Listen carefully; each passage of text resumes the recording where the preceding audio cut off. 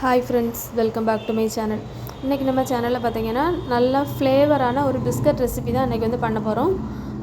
தேங்காய் அப்புறம் பார்த்திங்கன்னா தேங்காய் எண்ணெய் எல்லாமே யூஸ் பண்ணி தான் அந்த பிஸ்கட் வந்து பண்ண போகிறோம்.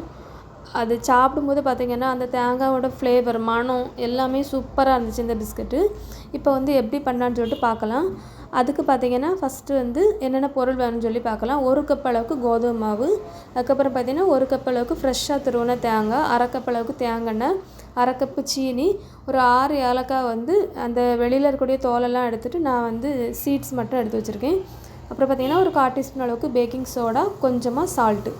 இப்போ வந்து ஃபஸ்ட்டு வந்து மிக்ஸி ஜார் எடுத்துடுங்க. மிக்ஸி ஜார் எடுத்துகிட்டு பார்த்திங்கன்னா நம்ம வச்சுருந்த சீனி, அப்புறம் பார்த்திங்கன்னா ஏலக்காவோட வித்து, இது எல்லாத்தையுமே போட்டு நல்லா பவுட்ரு மாதிரி அரைச்சி எடுத்துடுங்க. நல்லா ஃபைன் பவுடராக அரைச்சி எடுத்துடுங்க. இப்போ அரைச்சி எடுத்தது பார்த்திங்கன்னா ஒரு பவுலில் வந்து நம்ம வந்து எடுத்துடலாம். நம்ம வந்து எப்போவுமே பிஸ்கட் பண்ணும்போது வந்து சீனியை வந்து நல்லா அரைச்சிட்டு பண்ணும்போது நமக்கு வந்து உடனே வந்து கரைஞ்சிரும். அதனால தான் நம்ம வந்து சீனியை எப்போவுமே நல்லா அரைச்சிட்டு பண்ணுறோம். இப்போ வந்து இந்த அரைச்ச சீனியை வந்து ஒரு பவுலில் வந்து தட்டிடுங்க. பவுலில் போட்டுட்டு பார்த்திங்கன்னா நம்ம வந்து இனி இருக்கக்கூடிய பொருளெல்லாம் ஆட் பண்ணிக்கிடலாம். இப்போ இதில் பார்த்திங்கன்னா நம்ம எடுத்து வச்சுருந்த தேங்காய் எண்ணெயை வந்து இதில் ஊற்றிக்கிடலாம். இந்த பிஸ்கட்டுக்கு வந்து கண்டிப்பாக தேங்காய் எண்ணெய் தான் ஊற்றணும். அப்போ தான் அந்த ஃப்ளேவர் வந்து தேங்காயோட ஃப்ளேவர் வந்து நமக்கு வந்து அப்படியே நல்லா கிடைக்கும். அதனால தான் இப்போ வந்து இதையும் போட்டுட்டு பார்த்திங்கன்னா இது ரெண்டுமே நல்லா மிக்ஸ் ஆகணும். நல்லா வந்து கரைச்சிடுங்க. அந்த தேங்காய் எண்ணெயும் அந்த சீனியை வந்து நல்லா மிக்ஸ் ஆகணும். ஒரு நிமிஷம் நல்லா வந்து மிக்ஸ் பண்ணி விட்டுடுங்க. இந்த மாதிரி இப்போ மிக்ஸ் பண்ணி எடுத்தாச்சு. இதை அப்படியே வச்சுருங்க. இப்போ வந்து நம்ம வந்து அதே மிக்ஸி ஜார்லேயே பார்த்திங்கன்னா நம்ம வச்சுருந்த தேங்காவை பார்த்திங்கன்னா நம்ம வந்து அப்படியே போட்டும் பண்ணலாம். அது கொஞ்சம் நமக்கு வந்து முழுசாக இருந்த மாதிரி இருக்கும். நான் வந்து லைட்டாக வந்து ஒரு பல்ஸ் மோடில் போட்டு லைட்டாக அரைச்சி எடுத்துருக்கேன்.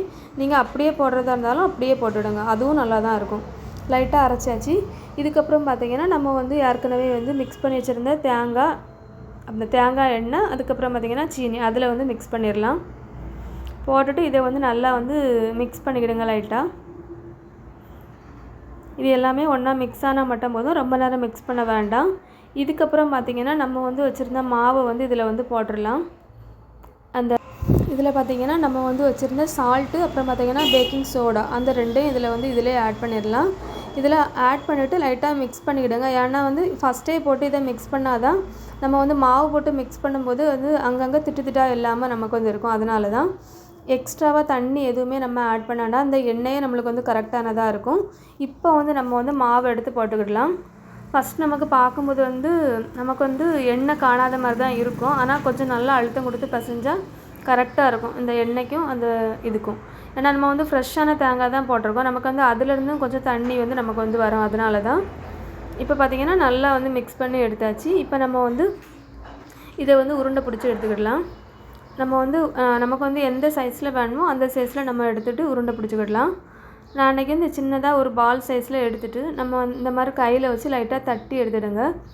ரொம்ப வந்து குண்டாட்டு தட்டாதுங்க. அப்படின்னா வந்து நமக்கு சென்டர்லலாம் ரொம்ப வெந்த மாதிரியே இருக்காது. லைட்டாக அப்படி நல்லா ப்ரெஸ் பண்ணி தட்டிடுங்க.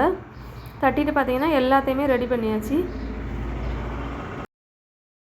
இப்போ எல்லாமே வந்து ரெடி பண்ணதுக்கப்புறம் பார்த்திங்கன்னா ஒரு 10 நிமிஷம் வந்து அவனை வந்து 180 டிகிரி செல்சியஸில் வச்சு ப்ரீஹீட் பண்ணிக்கிடுங்க. ப்ரீஹீட் பண்ணதுக்கப்புறம் பார்த்திங்கன்னா ஒரு 25 நிமிஷம் நம்ம வந்து இதை வந்து பேக் பண்ணி எடுத்துக்கிடலாம். அப்போ வந்து நல்லா வந்து கிறிஸ்பியாக நம்மளுக்கு வந்து கிடைக்கும். எப்போவுமே நம்மளுக்கு வந்து பிஸ்கெட் வந்து நம்ம வந்து பண்ணி முடித்ததுக்கப்புறம் பார்த்திங்கன்னா நல்லா சாஃப்டாக தான் இருக்கும். ஆனால் நல்லா ஆறுனதுக்கு அப்புறம் தான் நம்ம இதை வந்து எடுக்கணும். நம்ம வந்து வேகலைன்னு சொல்லிட்டு திரும்ப வைக்கும்போது வந்து பிஸ்கெட் வந்து ரொம்பவே ஹார்ட் ஆயிரும். அதனால் ஃபஸ்ட்டு பார்க்கும்போது சாஃப்டாக தான் இருக்கும். அது நல்லா ஆறுனதுக்கப்புறம் எடுங்க, அப்போ சூப்பராக இருக்கும். இப்போ வந்து பிஸ்கட் எல்லாமே ரெடி ஆகிட்டு நல்லா ஆறவும் செஞ்சுட்டு இப்போ எடுத்து வச்சிடலாம். இந்த பிஸ்கெட்டு பார்த்திங்கன்னா நல்லா ஃப்ளேவர் வந்து சூப்பராக இருந்துச்சு. அந்த தேங்காய் எண்ணெய், தேங்காய், அப்புறம் பார்த்திங்கன்னா ஏலக்காய், அந்த 3ஓட ஃப்ளேவரும் அப்படி நல்லா மணமாக இருந்துச்சு. கண்டிப்பாக வந்து இந்த பிஸ்கட்டை வந்து ட்ரை பண்ணி பாருங்கள். இந்த வீடியோ உங்களுக்கு பிடிச்சிருந்துச்சுன்னா லைக் பண்ணுங்கள், ஷேர் பண்ணுங்கள், கமெண்ட் பண்ணுங்கள்.